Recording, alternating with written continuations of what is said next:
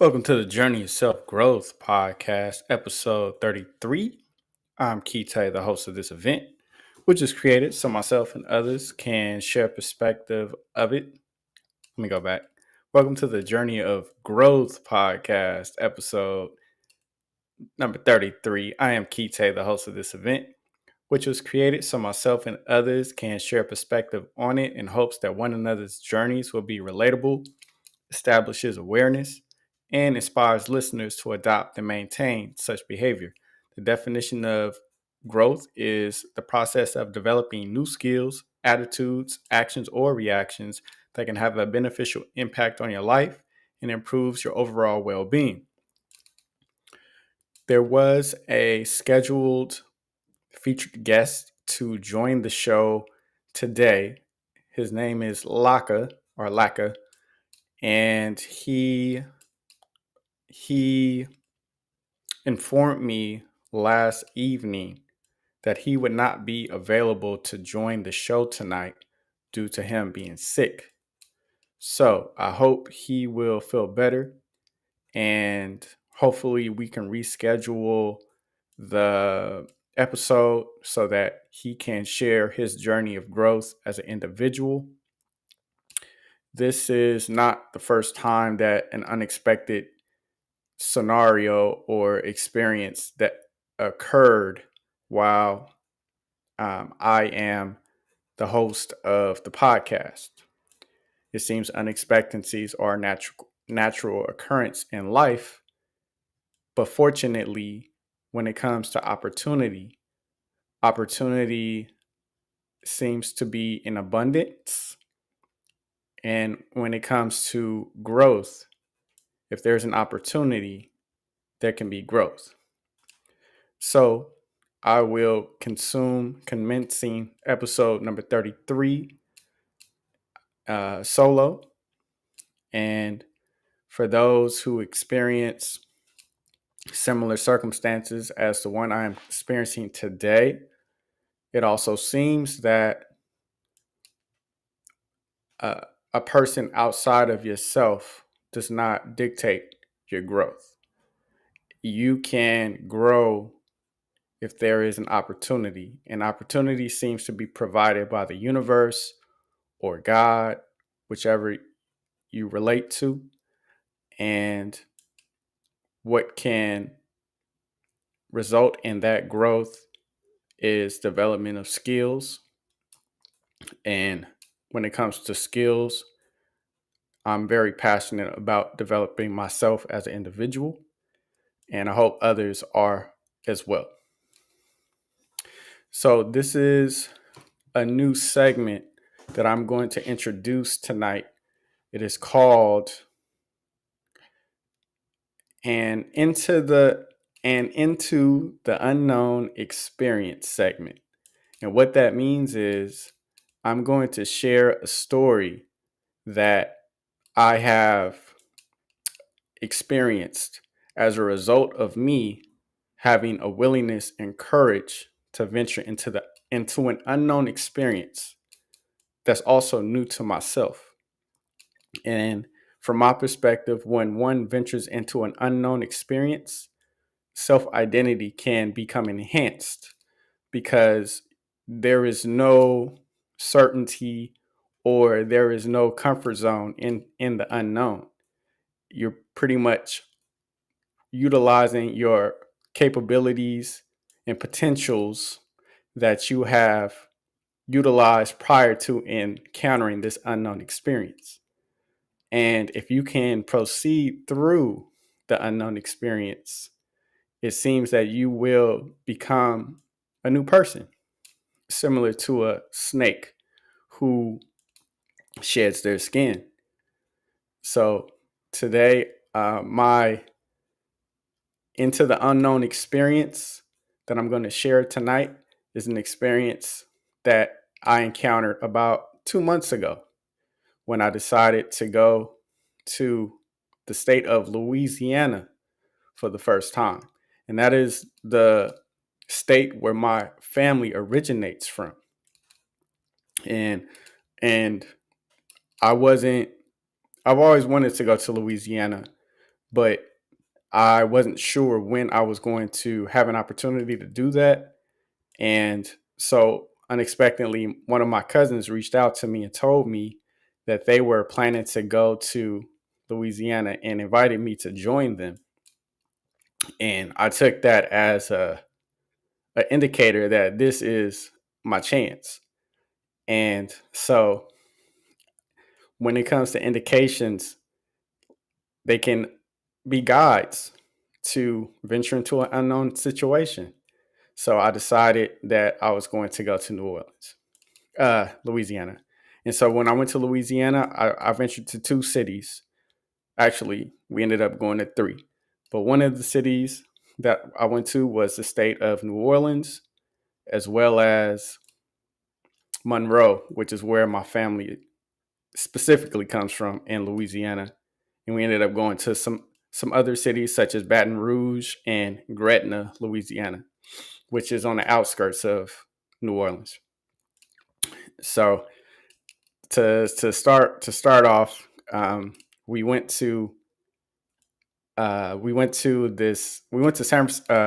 Airport, which is another unknown experience that I have ventured to. And so we flew out of Sacramento and we had a layover in Dallas, Texas. And that was the first time I went to Dallas as well. It was the Dallas airport is called the Dallas Fort Worth Airport. It's a huge airport. It's probably the biggest airport I've ever seen so far in my life. And something that I encountered there when I was at the airport is that they have a chapel inside of the airport. And I don't know if any other people have encountered a chapel in the airport, but I was curious. I'm like, why is a chapel inside of an airport?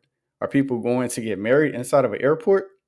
If they are, more power to them. But I think I would probably be patient and not get married inside of an airport. But maybe some people pray during certain times of the day. And so maybe that was why they established chapels in airports. But I'm not sure if they have chapels in airports here in where I'm from in California. But that was the first time I encountered that. Also, for those who are just tuning in, the featured guest, he had an unexpected situation. He got sick and he had to cancel last night. So I am going to man the ship solo, and hopefully y'all can enjoy the experience. So what I'm doing as an alternative to having a conversation with another individual, I'm sharing a story or a testimony about me venturing into an unknown experience which one can grow in. So it seems like our minds operate at their optimum when we are encountering unknown, unexpected situations versus situations that we are accustomed to or are predictable. If we are in a comfort zone or if we're in a box of predictability, I feel like we as individuals can be inhibited in our growth. So if we go into the unknown, we can enhance our self identity. So going back to my story, we went to so we took we had a layover in Dallas Fort Worth, Texas, which then we landed. It was about a 5 hour flight, and we landed in New Orleans within about an hour or two after the layover. And the airport in New Orleans is called the Louis Armstrong Airport, and I think it was commemorated for the famous jazz saxophonist named Louis Armstrong. And what excited me most about New Orleans is, or Louisiana in general, is that it has extreme humidity. And I love humidity. I don't know if other people love humidity, but I love hot weather. And the from what I understand, the level of humidity in Louisiana compared to other southern states is more intense. Why? I don't know. But when I walked out of the airport doors, it just hit me straight on, and I was loving it. Um, I prefer hot. I love hot weather. I was born in the summer, so from what I was told, if you, depending on what season you were born in, you tend to lean towards those weather conditions. And I was born in the summertime. My birthday is next week on Wednesday, August 20th. I'm a Leo, for those who don't know. so um so yeah, the humidity was amazing. For me, humidity helps me to stay moisturized while I'm enjoying the hot weather. And from there, we got our rented car and we drove to the downtown Louisiana, which is where our hotel was. And what I didn't realize is that the rental area is not a part of the airport. You have to take a shuttle, which is like about 3 miles away from the airport. So that was something new to me as well. So we ended up staying at a hotel called the Jung Hotel, and this is in downtown Louisiana. It's not far from the Superdome. And um, downtown New Orleans, it reminds me of San Francisco, but it's more like aged. Like if you saw the buildings have a lot of, it looks like corrosion, but I think due to the high level of humidity and it being so close to the water, the sides of the buildings are have like, it looks like mold. And it seems like no matter how new the building is, it's going to experience that. And I had never seen that before. Um, the the hotel was cool, and also what I noticed about in New Orleans is that a lot of the employees in the restaurants as well as the hotel are also, majority of them are African American, which compare coming out of California is more diversified here in California when it comes to employment in businesses. But in New Orleans, most of the people there were like African American. And I thought that was pretty interesting. By the way, if anyone would like to comment or ask questions during the show, you're invited to do so, and I will post your comments and we'll try to address them at some point. And so I'm talking about my unknown experience going to New Orleans. Um, so I think it was, and we got a good deal for the trip too. I think for a 7 weeks, 7 day at the hotel, it was only about $600, and I think that's due to as a result of my cousin having a membership with the airlines, which gave him points, which reduced the cost for him in terms of the staying at the hotels. Um, and when you start to talk to people in the city, they have a very thick Southern drawl, specifically a New Orleans type of Southern drawl. And what I discovered too is that if you go outside the city of New Orleans, in the other surrounding cities of Louisiana, their accents are different than the people who are living in the city of New Orleans. So I'm kind of curious to know why these individuals uh, adopted this particular dialect or accent in particular. Um, what else? The city is very close to the swamp, and there's also a huge lake. I think the lake is the second largest inland saltwater lake in the United States. The first largest saltwater lake in the United States is located in Utah, and that's Salt Lake City. Salt Lake, the Grand Salt Lake, which is also next to Salt Lake City. So I didn't know that in Louisiana they had the biggest lake. And so it was so big that when we were touching down from the airplane, I thought it was the coast, the Gulf of Mexico, or the Gulf. I think they call it the Gulf of America now. But I thought it was we were at the edge of the Gulf Coast. That's how big the lake was. I had never seen a lake that big before.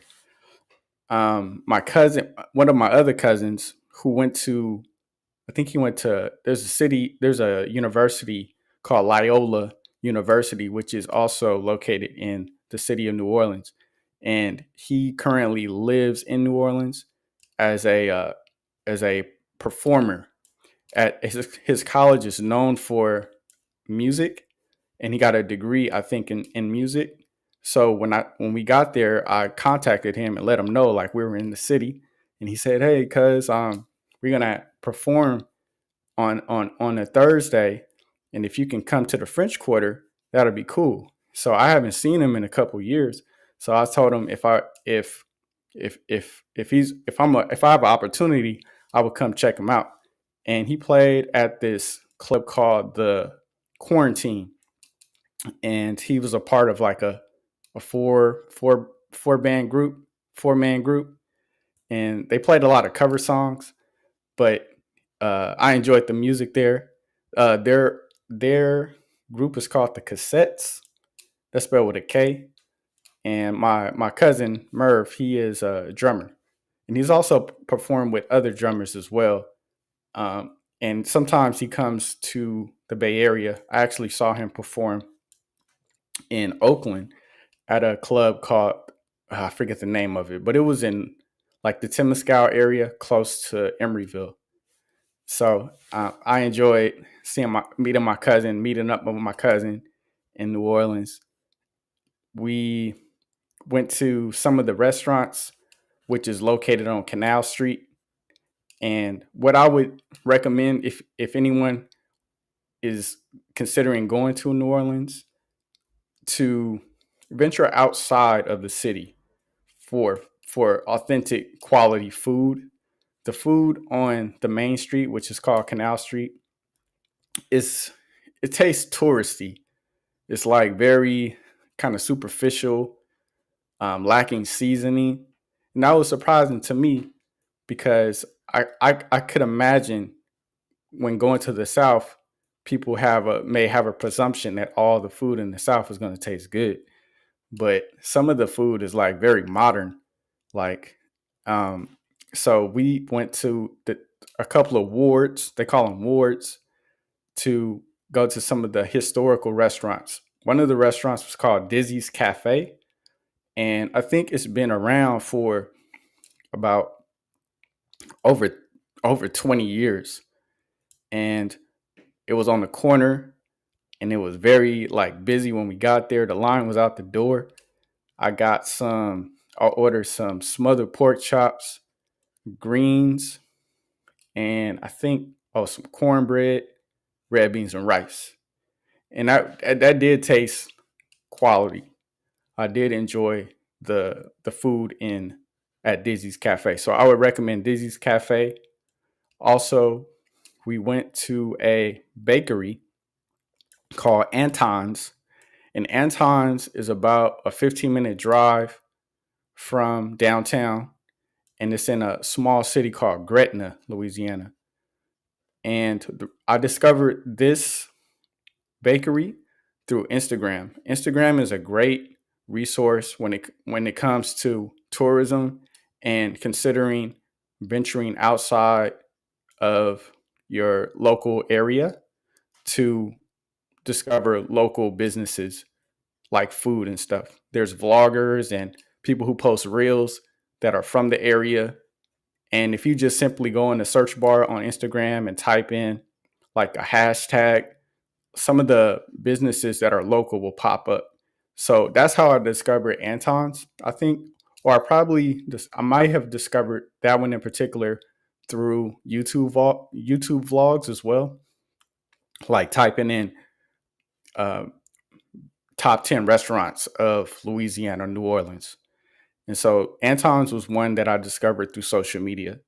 And what I enjoyed about Anton's is that they have beignets, and a beignet is a French pastry.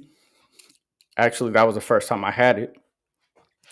And to describe it, it's like a it's like a croissant, and generally they are powdered, but the beignets at Anton's were glazed. And the food vlogger, he said those were like the best beignets he had in a while, and he preferred those over powdered beignets. So fortunately, my cousin had a willingness to drive to this place, and what I noticed too is that they're very inexpensive. I think we paid like $8 for a order of four, and they are made to order. So they would fry them on the spot, and they would glaze them on the spot. And when I bit into them, they were like, I had to let them cool down, but they were tasting amazing, very light and flavorful. We When we ended our trip, one of my cousins actually took some back with her to California because she enjoyed them so much. She went to a Walgreens and bought some Tupperware and took them in her luggage. I considered doing that, but I just wanted to enjoy them while they was hot. And there's also another place in the area called stuffed beignets, which is another variant of beignets. And to describe these, they weren't well, some of them were sweet, but they also had savory, and they were like on the outside they looked like the average beignet, but they would also stuff them with various fruits or meats in the inside. And the one that I ordered was called the Philly cheesesteak beignet. So it had bell peppers, onions, and shredded steak, and those were amazing. I recommend those too. We went to a couple of fried chicken restaurants, and I didn't experience some good fried chicken per se. I would say the most places that I went to were, I would say on a scale of 1 to 10, I would say they're about a 6 or a 7. So next time I go back to to New Orleans, I hope to experience some good chicken. I also discovered that when it comes to that state, they are not known for barbecue. That was another surprise for me. Even when I asked around, I was asking people, where can we get some good barbecue? There was like, New Orleans or Louisiana, aren't we not known for our barbecue? We're known for seafood for the most part, gumbo, jambalaya, and crawfish. So, if you're hoping to get some good, if you're hoping to get some good barbecue, I hope you may want to consider states surrounding that state, which would be um, it would be Mississippi, or I think Arkansas is also in that area. I think we're going to go back to New Orleans next year. More so, we're going to go to Monroe. And from Monroe, which is closer to Mississippi, I think it would be from Monroe to New Orleans, it was about a 4 hour drive. But if we land in Monroe, which has their own airport, Mississippi would probably be about 2 or 3 hours. And supposedly they have better barbecue there. And I couldn't eat the seafood because I'm allergic to seafood. When I turned 25, I developed an allergic reaction to seafood, which was kind of a sad day because I enjoy eating popcorn shrimp with some cocktail sauce. So it's been a long time since I had that. But if I would sacrifice seafood over becoming lactose intolerant. I'd probably be very, very sad if I couldn't have some ice cream because my favorite dessert is a milkshake. So anyway, going back to New Orleans, we went on several tours. We went to a tour to a plantation, which was called the Whitney Plantation, and that was in the city of I think that was I think Whitney. No, I forget the name of the city that the Whitney Plantation is on, but when going there, you drive past several other plantations, including one which is famous for the Beyonce video, music video. If anyone knows that the name of that Beyonce music video where she's on a plantation, it was filmed for her B-Day album. If you can post that in the chat, I appreciate it. I can't remember what that name of that video, that song was. But we went to a plantation based on a recommendation of a coworker of mine. No, not a coworker. It was a customer. Because I had told her I was going on a trip to New Orleans. So she said, you should go on a plantation tour. It's like, okay, cool. And it was actually kind of expensive too to go on that tour. Okay. Somebody is assisting me with that answer, and that is my good friend Desi. She said the song is Formation. Thank you, Desi. I appreciate you. So they have a song. I mean, yeah, the plantation Beyonce filmed there is a very scenic place, but also it has some darkness to it as well. Fortunately, I didn't see any darkness when I was at the plantation. And the plantation that we went to in particular was for their main crop in Louisiana is sugarcane. And the tour guide was telling us that for those people who were enslaved, they were going to these plantations or working on these plantations were very harsh. Firstly, because sugarcane is the leaves of sugarcane is very sharp to the point where it can potentially. I think he said it can sever a finger depending on how it's handled. And also, the reason why sugarcane is dangerous is if you were to see it, the closeness and the thickness of the stalks are so dense, it's hard to see the ground or even see through the field itself.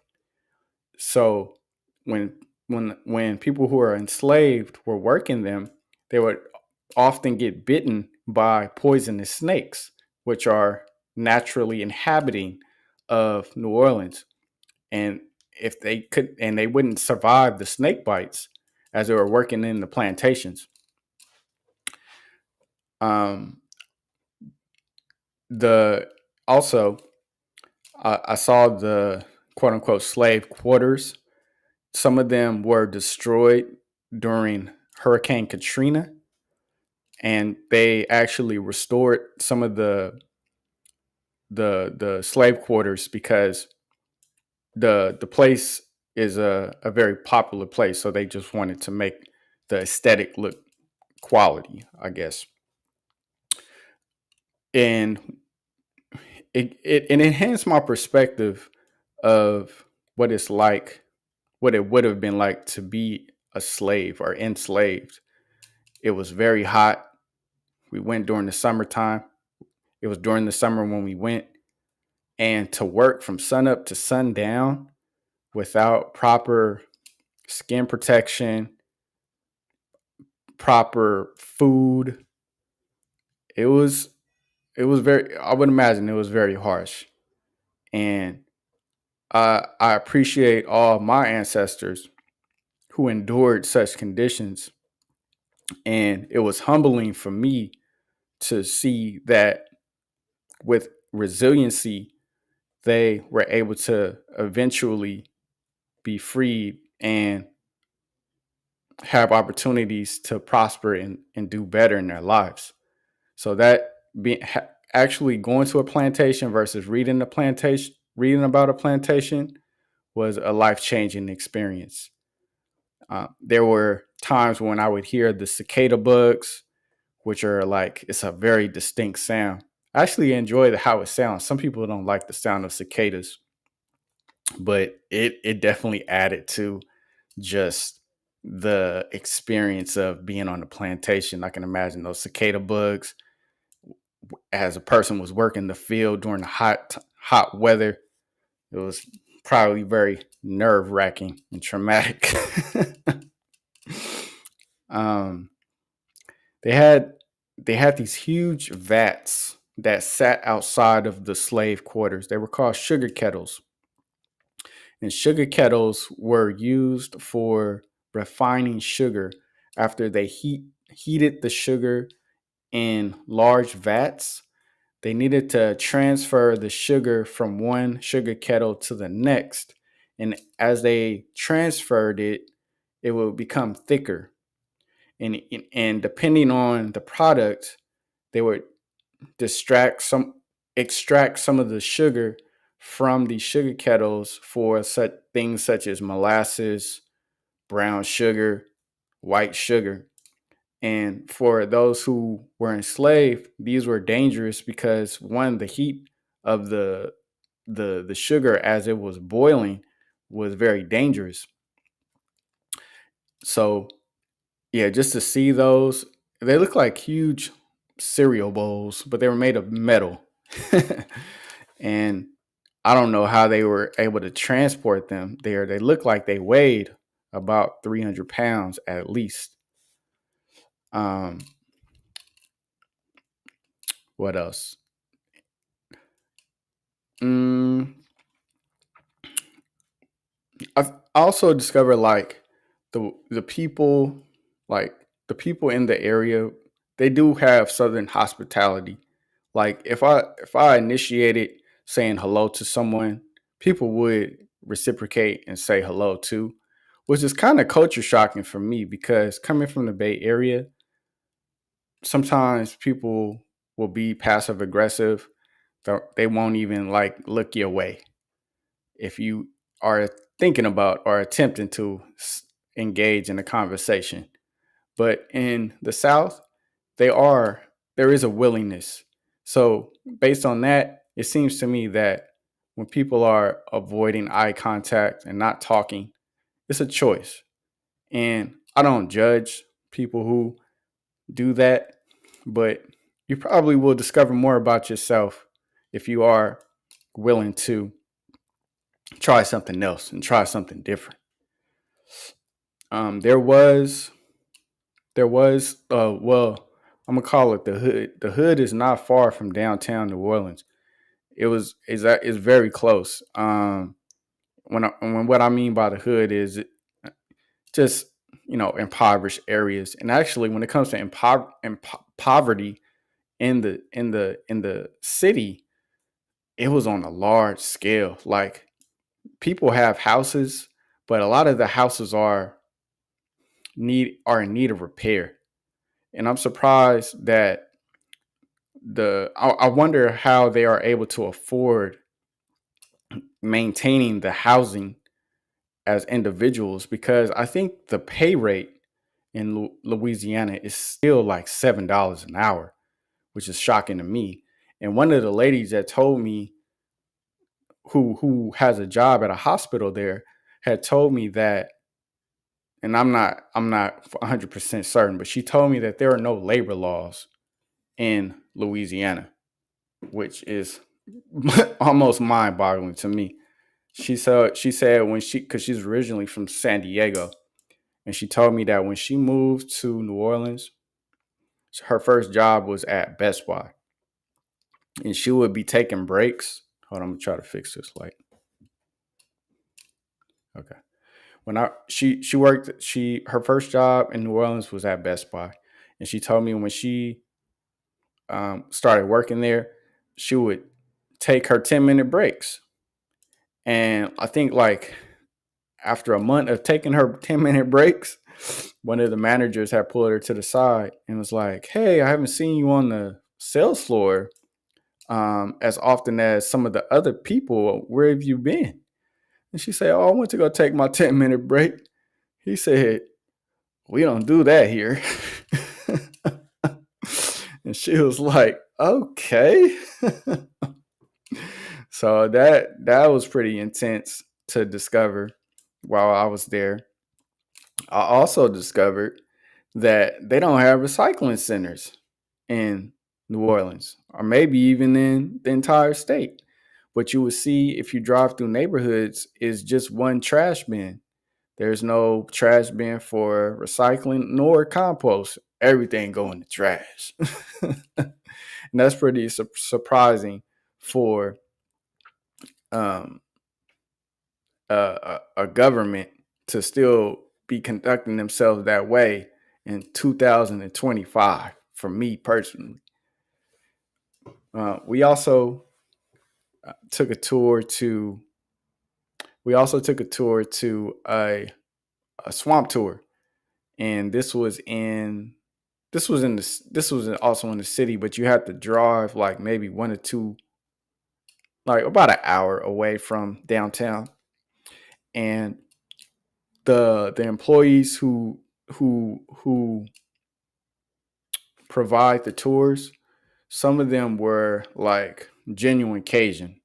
Like I would try to impersonate how they talk, but it wouldn't even make any sense. You have to be there to know it.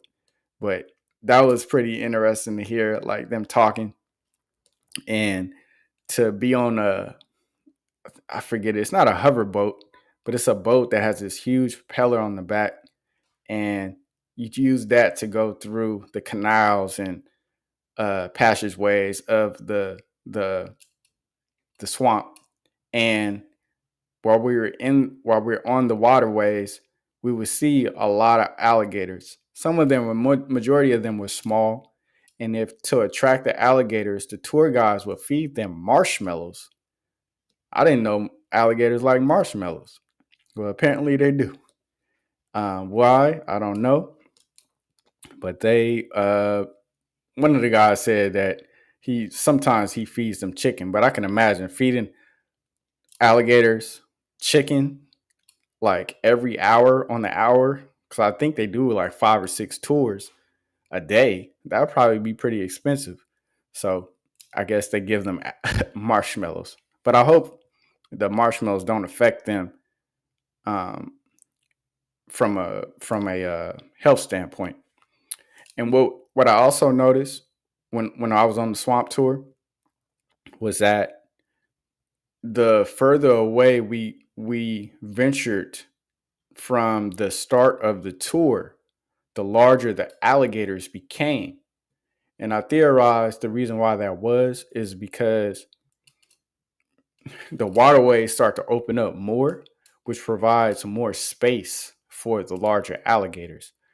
One of the alligators that came very close to our boat, to the point where the tour guide was patting him on the head, he was about 9 to 10 feet long.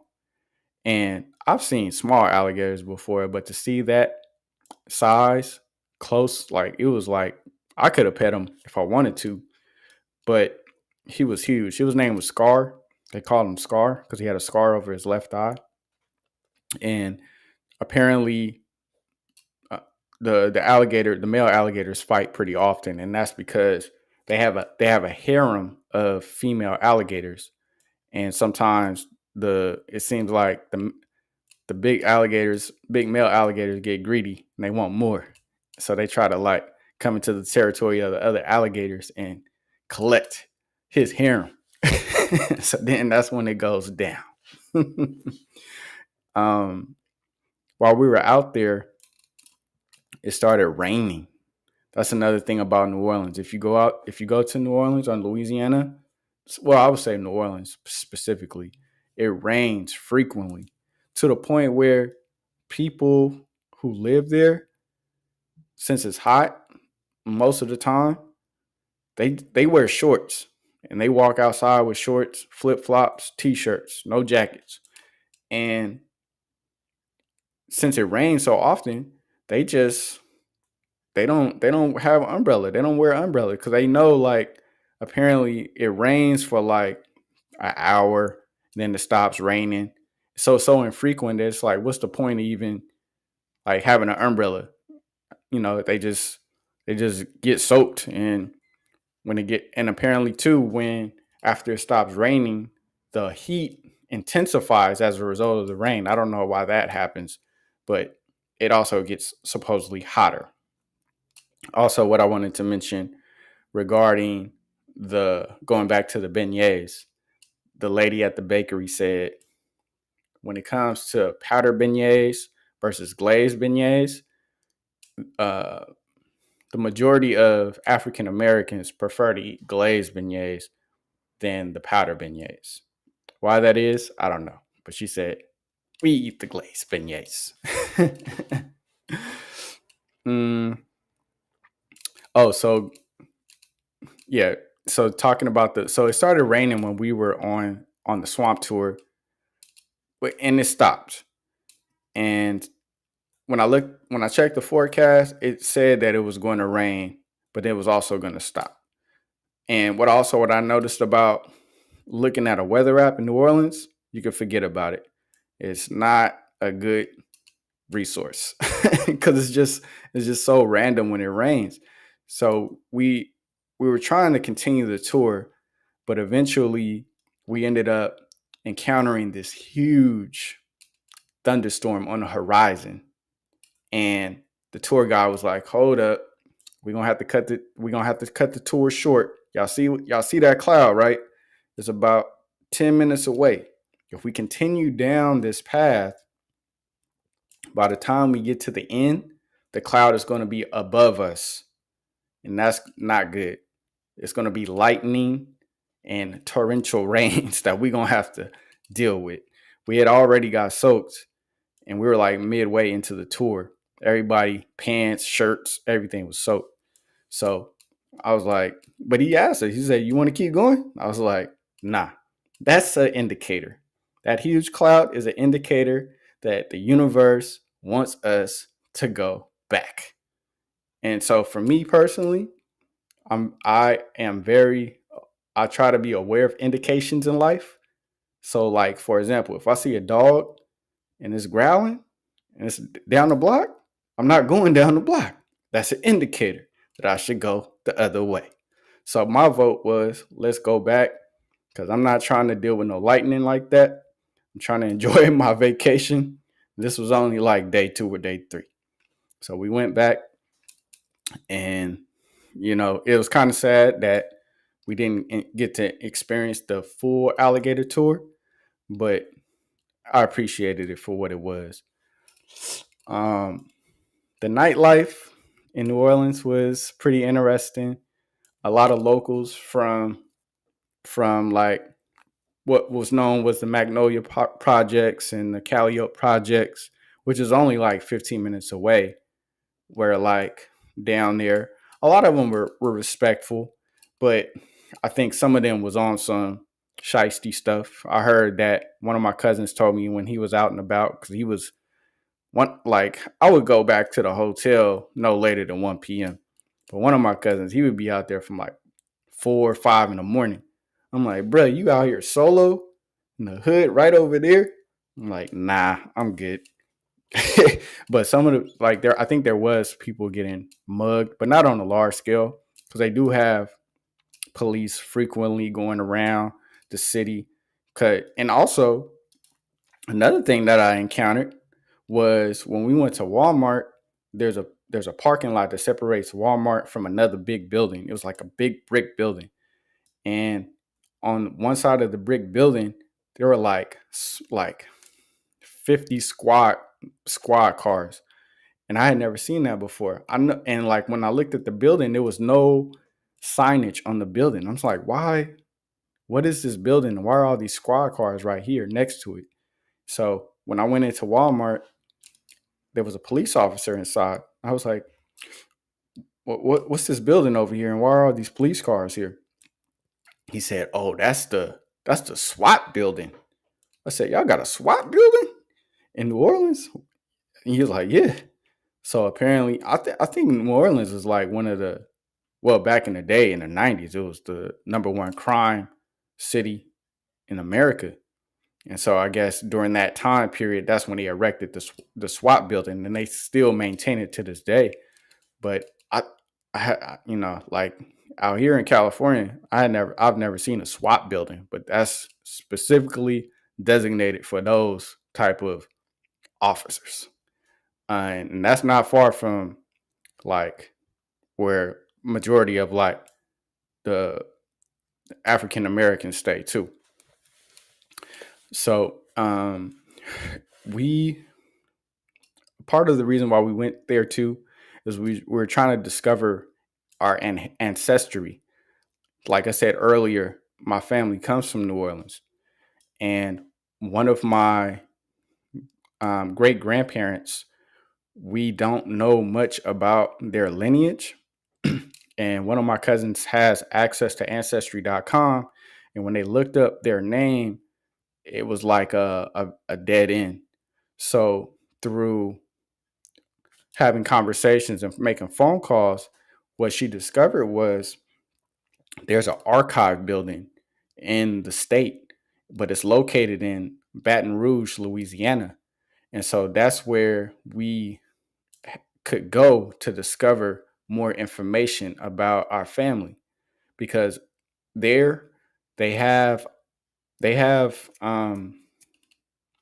they have digitized death certificates dating back to the 1800s. And so if we could discover anything about our family, it would probably be there. And so how the process works is you go into the building, they have a computer, and you put the name of the person that you're interested in to get information about. And when you put their name in, what will manifest is the name of that person, the parish that they live in or lived in. In California, we have counties: Contra Costa County, Alameda County, Solano County.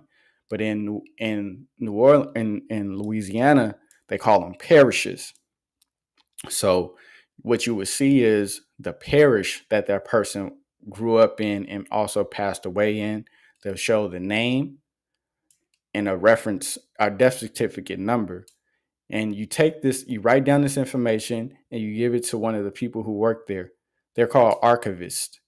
And so you present them with the information, and they go into a room where they have these reels of the digital death certificates. They give you a reel, and then you have to put it on a machine that is sort of like an overhead projector for those people who went to high school in the 2000s and before. Our teachers would use overhead projectors. And so you put the reel on there, and it transfers onto a computer screen, and you get to see the names of the people of the death certificate. And so as a result of that, we were able to learn more about our relatives. We learned that my great grandfather had a father that we was unaware of in terms of by name, and he also had a brother, but the brother was born like I think 30 years after him. So had we not put forth the effort to venture there, we probably would have never discovered more about our family lineage. That was another unknown situation. And as a result of us going into an unknown situation, we were able to learn information that was relatable to ourselves and can also inspire our growth as an individual because it demonstrates that our family had purpose, and it also demonstrates that our family was able to thrive because we now know names and how they are related to us as individuals. We the next city that we ventured to after going to Baton Rouge was the town of Monroe, and this is specifically where my family came from.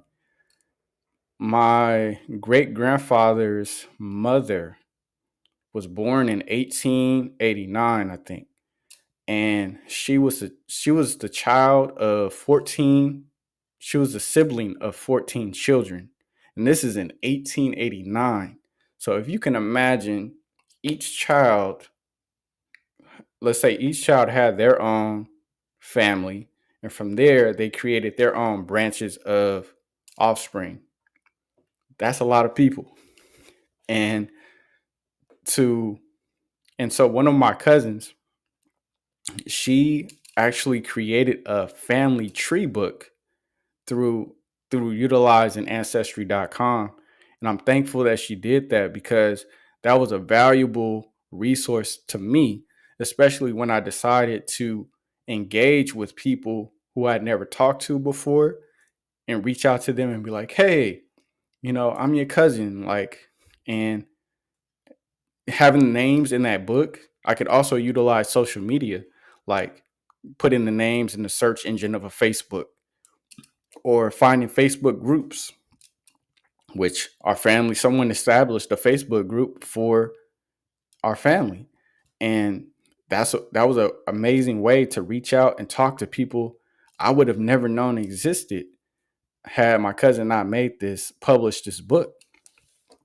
And to this day, I think maybe like about 3 weeks ago, I met a cousin I had never met in my life. And and as a result of me engaging with him, he told me that we have cousins in Detroit, Michigan, which I didn't know. And so he said he could connect me with those cousins in Detroit, Michigan. We also have cousins in St. Louis, Portland, and Seattle. So, and I think next year there's going to be a family reunion.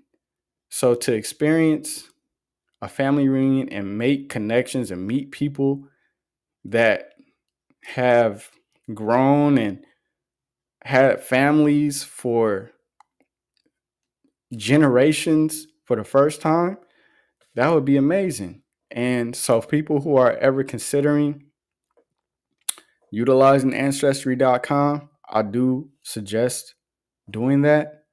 You may even discover that you are relatives with people that are in your close inner circle. For example, I went to my 25th class reunion last month, and one of my classmates has the same last name as one of the families that's in that book. So I told him, I said, hey, and I actually brought the book with me to the class reunion because I was curious to know. I was like, yeah, I noticed that your last name is this, and that name is mentioned in this family book. I was like, you have any family in Richmond? He was like, yeah, I have in Richmond, California. He said, yeah, I have family in Richmond, specifically in South and Central Richmond. I was like, well, me too. And I was like, and then what what caused my spidey senses to go off is he said his follow-up statement was, and my family comes from Monroe, Louisiana.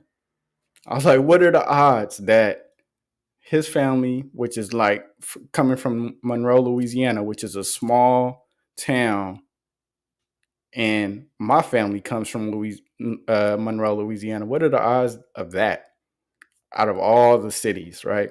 And here we are in high school, middle school, growing up together, talking to each other, and all the while, very likely, he's my cousin. So I thought that was pretty fun. Um, what else I want to talk about New Orleans? Mm, would I recommend New Orleans? I would recommend New Orleans, but I would say if you want, I love sociology. I love learning and discovering new cultures and behaviors. And in New Orleans, I learned that people have a sense of humility, despite like the poverty and the low income wages. There is a sense of community. One thing I noticed too is that despite it being like an impoverished area, the people there take a responsibility and not leave trash on the ground. Like there's no trash in quote unquote the hood. No trash on the ground. People pick up after themselves. They keep it clean. So it's because I think there is a sense of responsibility and caring for the people around there. Um, I think there is a so one of the they have like 6 hospitals all within a 5 block radius, and I had never seen that before either. I was like, why are these hospitals in close proximity to each other? Is the crime rate that high that they need 6 hospitals in one area? But someone told me the reason why they have these hospitals is because they're also training centers for nursing and people aspiring to be doctors. The hospitals were owned by universities, and you could see the signages on the buildings. Like LSU had a hospital, Tulane University, I think also Xavier had a hospital as well. So that was interesting. One of the souvenirs that I took back with me was called a resurrection plant, and it's local to New Orleans. And they have a flea market, or yeah, I would call it a flea market, but it was a vendor who had these plants, and they looked shriveled like they were dead. And she said, "No, these you can buy these, and if you put them in water and keep them hydrated, they will go from brown to green." And that so I think that was my favorite souvenir that I took with me back to New Orleans. I bought one for me. I bought one for my friend's mother, and it's alive. It actually was. It became resurrected once I provided it with water, and I think that's my favorite plant that I have.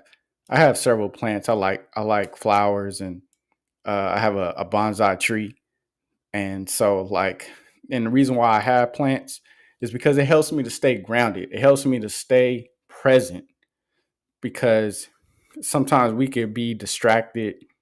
We can distract ourselves with what should be or what could be in the present moment. But if you are owning plants, it helps you to have a sense of, it helps you to maintain your senses with the present, because if you don't water the plant, the plant is going to die. So it requires you to have focus and awareness of what's happening at present. So that's why I appreciate about having and owning plants. Um, if anyone in the chat has been to New Orleans and would like to share or post a comment about their experiences in New Orleans, you're invited to do so. I'm kind of curious to know how other people enjoyed the city outside of myself. Um, yeah, so it was a I would recommend it. Would I go back?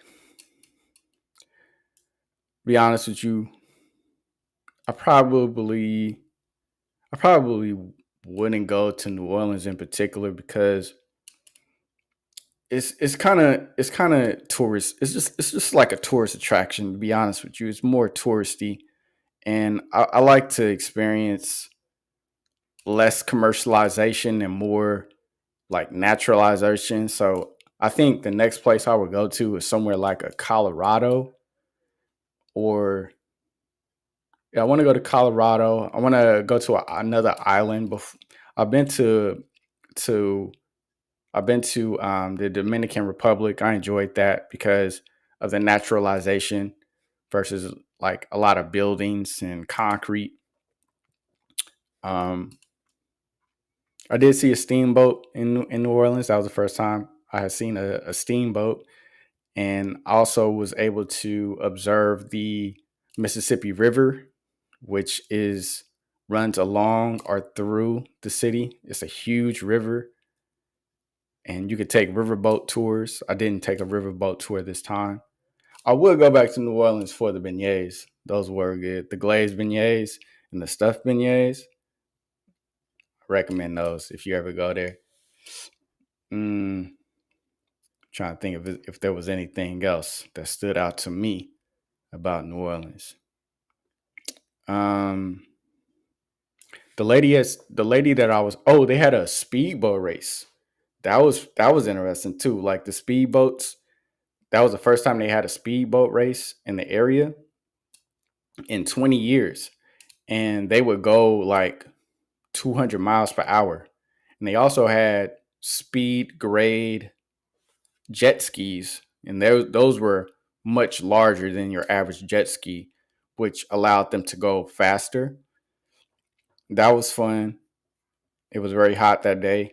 I should have wore a hat, but I was trying to enjoy as much humidity and heat as possible. I almost got a heat stroke. Also noticed, experienced first time for the first time. I also observed a levee, and to describe what a levee is, it's like a mound that it's sort of like a triangular mound of land that meets that runs around a body of water, and it tends to be about 9 to 10 feet tall. It could probably even get bigger, larger than that in height. And the reason why they're established and created is to prevent flooding. So if it's a lot of rain and the river or the lake starts to rise in height, the levee is supposed to be so high up that it would prevent overflow and the water going over it and into cities and neighborhoods, which we don't have here in California. So because that's not an issue, because we don't have lakes and they don't rain as much apparently as it does in the South.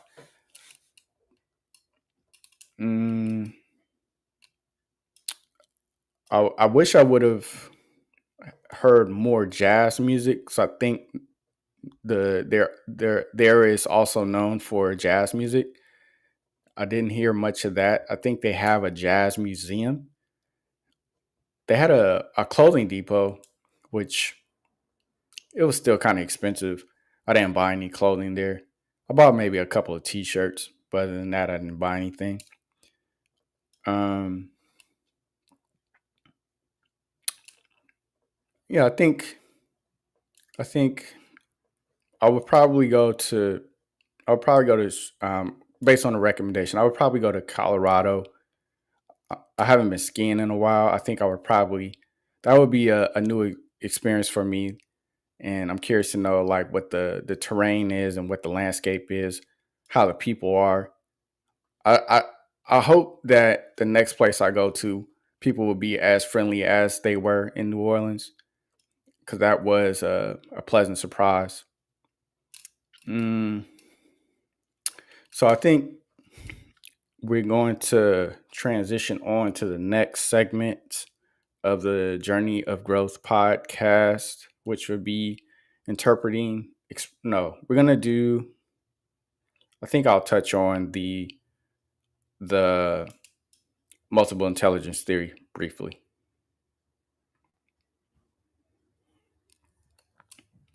So, for those who are unfamiliar with the multiple intelligence theory, when it comes to intellect, there are two popularized theories. One is more popular than the other. And the one that is more popularized suggests that we as individuals have three forms of intellect, which would be mathematical, scientific, and linguistic.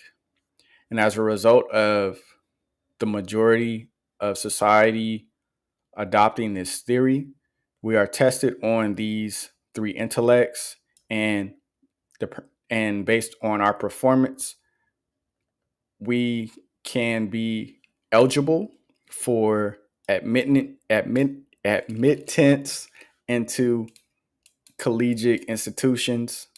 So when we take the SAT exam and we perform well in these various tests based on these three intellects, those tend to determine if we can go on to the next level of higher learning. However, there is a alternative theory called the multiple intelligence theory, which suggests that in addition to the three theories that are mentioned, there are six additional that we as individuals have. And the reason why I present this theory in the podcast is to in hopes of inspiring awareness for other people who may be experiencing low self confidence because they may not be good writers or readers or good in math or science. You may be have high degrees in others, such as interpersonal intelligence, the ability to communicate with other people outside of yourself, interpersonal intelligence, which is knowing yourself and establishing boundaries, knowing when to say no. There's also musical intelligence.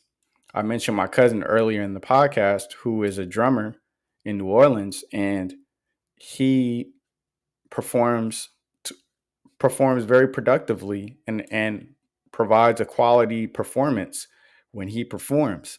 And that to me is due to him developing his musical intellect.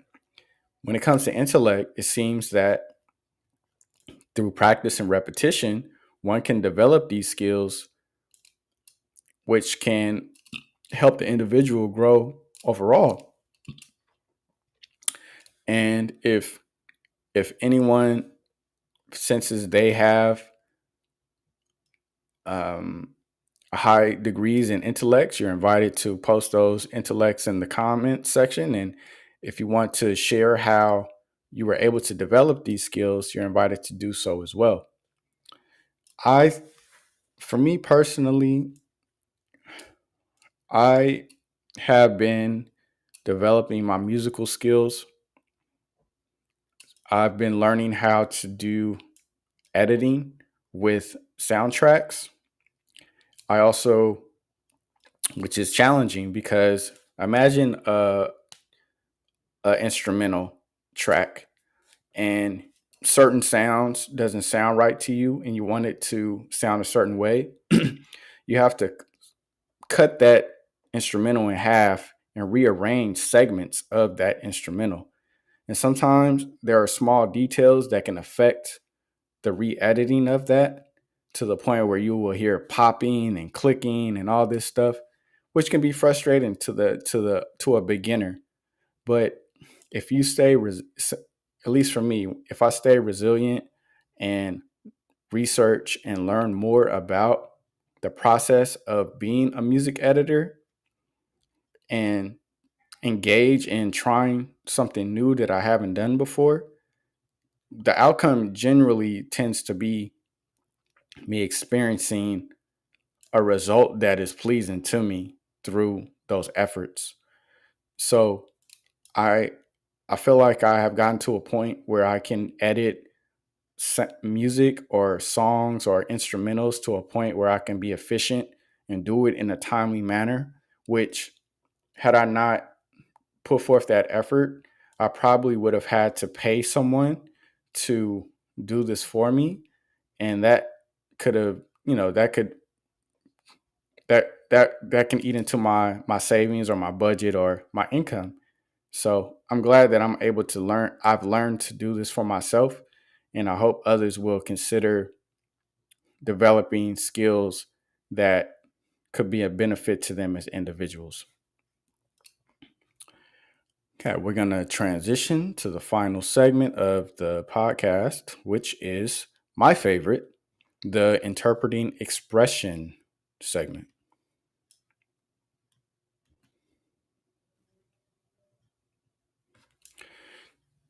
I like to present this segment because when it comes to guidance and signs, they're very vital for growth because we can choose to conduct ourselves based off of expecting how the universe should be operating, but it's important to be aware that the universe may not conform or relate to our expectations of it. And it seems that the universe precedes us as individuals. So it's a matter of being aware of how to engage with the outer world in a way that is harmonious and also in a way that's going to be supportive of our of us supporting the universe and vice versa. And when people present when they express themselves, it tends to generally come from a place of wanting to better themselves. And if one is bettering themselves, that can be inspirational to the next person. So when people express themselves in a form of a quote or a question that is relatable to me, I like to present them in the podcast. And so today's and when I present them, I share my interpretation, and when there's a featured guest, they share theirs as well. And hopefully my interpretation, which may or may not be like exactly the same as the person who expressed it, can still be inspirational or relatable to the listener. So I'm hoping that my interpretation of the quote will be relatable to yourself as it is to me. So the quote is the interpreting expressions quote today is, it seems opportunity is not guaranteed.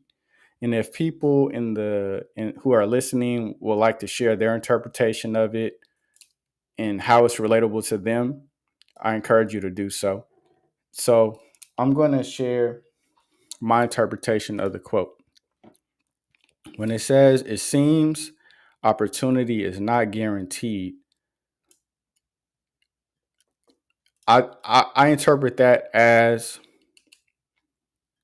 it is, well, firstly, when I think of opportunity is a beneficial circumstance. And that that can come in the form of having a job, having the ability to eat healthy foods, having the ability to have be in a supportive relationship where someone supports you.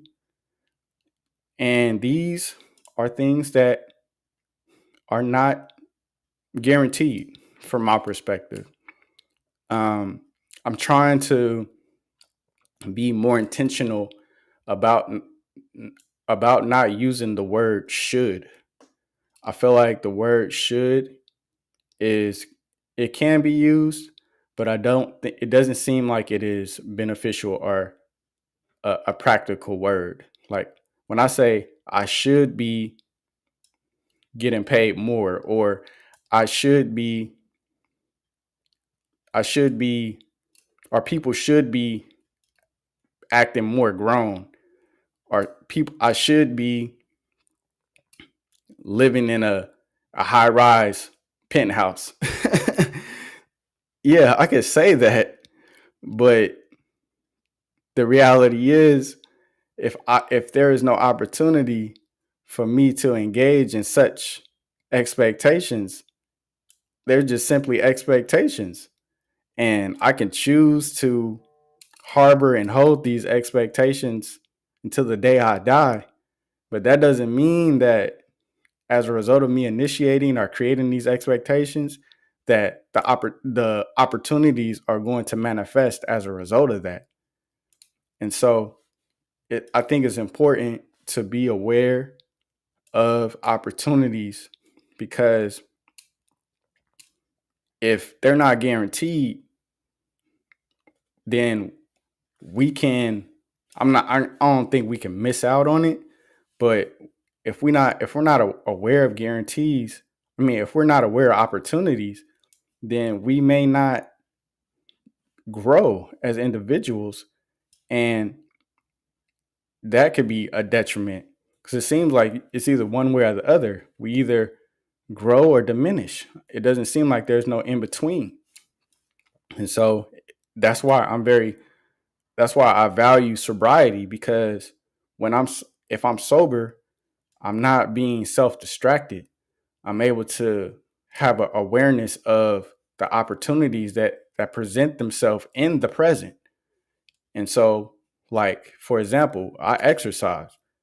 And so when I wake up in the morning, if I wake up in the morning and I sense I have an opportunity to go outside and go power walking because it's not raining, and I don't feel tired, or I don't feel like my body aches, I'm gonna engage in that opportunity, because it's not guaranteed. It seems like it's not guaranteed. But if I'm not aware of that, because I'm hungover, or I feel like somebody did me wrong at my job, and since they did me wrong, or since I had to encounter that situation, I'm gonna stay in bed all day, even though like that was done yesterday. I feel like I would be self-distracting myself, and that's not gonna be a benefit to me. So I'm thankful for opportunity. I I theorize, I think for me, having an opportunity can be more valuable than gold itself, because what would be more valuable than an opportunity that's specific towards the individual? Let's say hypothetically, I am experiencing, let's say a I need a kidney transplant, and I am applying for different I'm submitting different applications. I'm making different inquiries for months, and no one is getting back to me about them having a transplant available.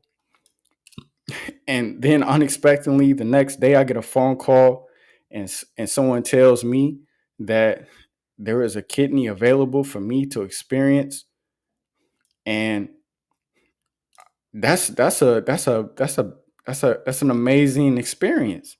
Like, would I rather have this kidney, or someone give me a diamond ring? Yeah, I could take the diamond ring, but it's probably not going to save my life. So I'll take that opportunity to get that kidney transplant over the diamond ring if I had a choice.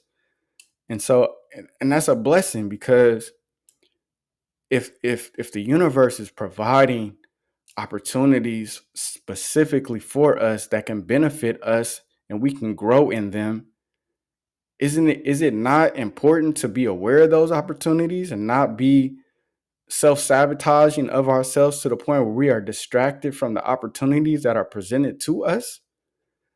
So that's why I say it seems like our opportunity is not guaranteed, though and because like unexpectancies can happen.